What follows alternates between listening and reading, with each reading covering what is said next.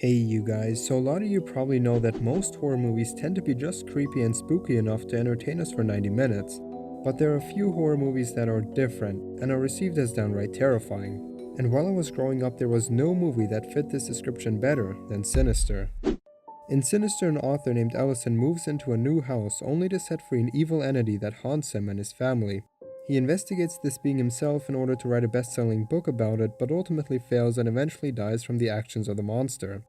The movie's villain is so mysterious and intriguing, yet he only gets a minimal amount of explanation during the film. So let's take a deeper look into the creepy boogeyman from Sinister. As Ellison is carrying boxes into the new house, he finds a mysterious box of videotapes, and out of curiosity plays them. In them, he witnesses a bunch of violent snuff films, and right after this, the entire family slowly starts feeling the terror of this being. After experiencing some unexplainable supernatural things, Ellison contacts a college professor who knows all about these mythological and religious characters, and gives him the information he has in order to learn more about the powers that might be at play. And it's here that we get the first real explanation of what is really going on. The professor informs Ellison about a mythical entity called Bagul. In the movie, he appears as a humanoid figure who has extremely pale skin and long dark hair. He has no mouth and no eyes, and long creepy fingers. So what exactly is he? Bagul is said to be the brother of Moloch, who is a deity that some people in the real world believe in. And by looking at the incredibly evil Moloch, we can further understand Bagul, as the two have a lot of similar characteristics. It's said that Moloch was a very influential presence that would often eagerly wait for the suffering of people.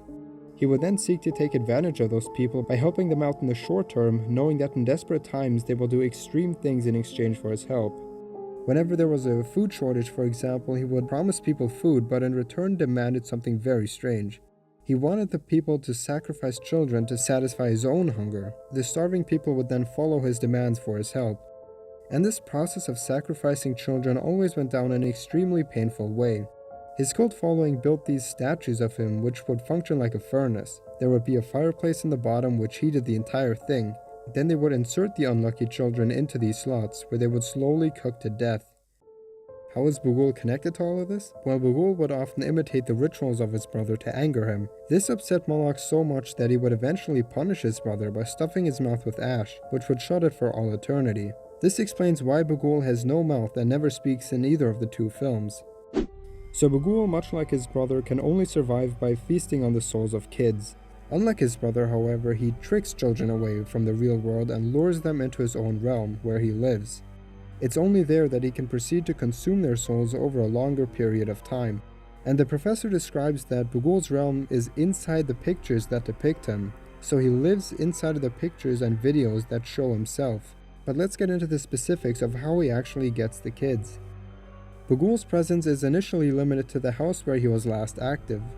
There his spirit sits in the tapes which lie inside the box. Then he patiently waits until a new family with children moves in. From there, just like with Ellison, one family member can find the tapes and play them. What they will find in these videos is the footage of the previous families being killed. But the far more important thing is that Bagul can be seen in all of the tapes. And as the professor later describes to Ellison, when somebody sees a picture or a film that depicts Bagul, a gateway is opened for him to enter the real world. From there on, he will mercilessly terrorize that person and their family. What will happen is he will either scare you in person or he will continuously set up the tapes until they are burned into your mind. And this will slowly drive people to the verge of insanity. Young children, however, experience something a little bit different.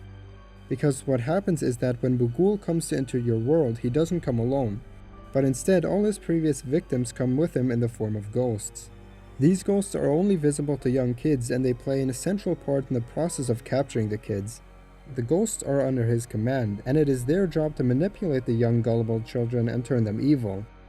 They achieve this by making them watch all of the snuff films too. This gets them more comfortable with the idea of intense violence. After that, the ghosts slowly manipulate the kids to become increasingly violent themselves. The movie explains that young children are especially susceptible to his methods of manipulation. Meanwhile, the rest of the family will be terrorized by the supernatural occurrences until they decide to flee.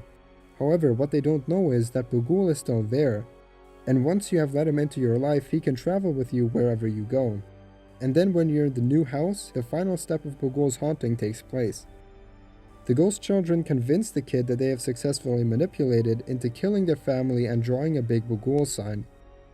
They also want the kid to record everything with his Super 8 camera. So the kids taking out their family and drawing this symbol is what completes a specific ritual that allows and enables Bagul to finally kidnap the kids and take them into his world.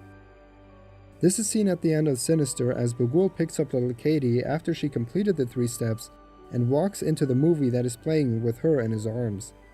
With the kid trapped in his realm, he can slowly devour their souls, which ensures his survival.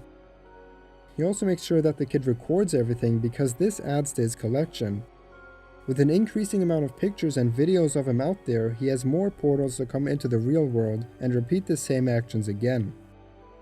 Once everything is done, the new tape, which has been filmed by his latest victim, is added to the box and is left at the new house.